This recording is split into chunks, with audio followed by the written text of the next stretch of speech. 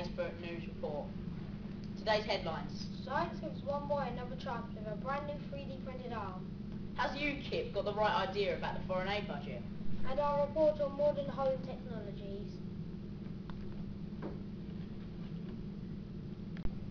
In recent stories, the UK Independence Party, also known as UKIP, has reaffirmed its commitment to the cutting of the foreign aid budget by a huge £9 billion. For many years, this country has been known for its ability to aid those far from home. We currently have a total of £11 billion dedicated to the sustainability of this setup. We took this story to the streets and were able to grasp some interviews on the subject. So, sir, how do you feel about UKIP in general? UKIP in general, I think that it's quite interesting if you watch Nigel Farage and the other candidates of UKIP. When they speak, it's popular public opinion. So whenever they're interviewed, whenever they say things, it is quite apparent that they say things they think people want to hear. So they will use immigration as a talking point quite regularly. Recently, I noticed in the media there's a lot of stuff about the debates that have been broadcast and about them challenging David Cameron, obviously, to have lots and lots of debates, and that's what people want to hear. I'm concerned that I haven't seen enough about sort of substantial policies about the future of this country, and I'm concerned there's not enough transparency in what they want in terms of their proper policies, and they're just basically going on popular public opinion. So I want to see a lot more from UKIP about what they actually stand for. And do you agree that UKIP is taking £9 billion out of the foreign aid budget? Obviously, as a geography teacher, I think foreign aid is essential, and our responsibility as a high-income country is to make sure that we help other countries to develop. And again, there's lots of public opinion about whether or not that's the right thing to do or not, but the amount of money they want to take from the foreign aid budget is significant, and without necessarily confirming the benefits to the UK are. How do you feel about UKIP? I think that they potentially could play quite an important part in the general election.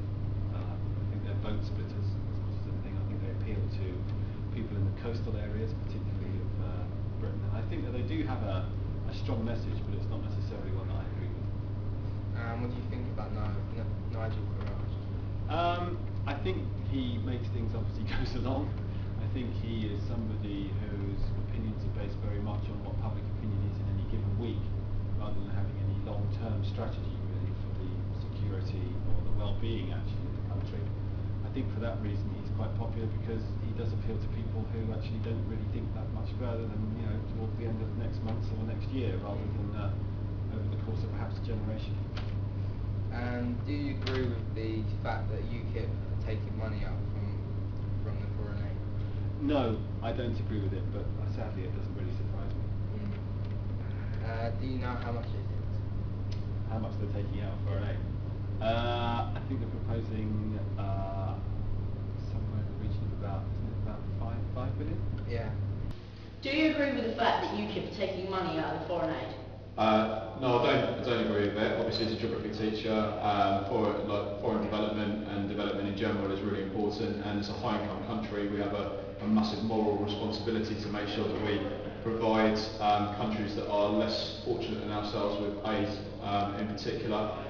Places like obviously Montserrat in the Caribbean had a devastating volcano a few years ago, and we were the #1 country that helped out in terms of that aid development. Obviously, if we remove that money from the budget, we can't do that, and we're not in a position to be able to do that.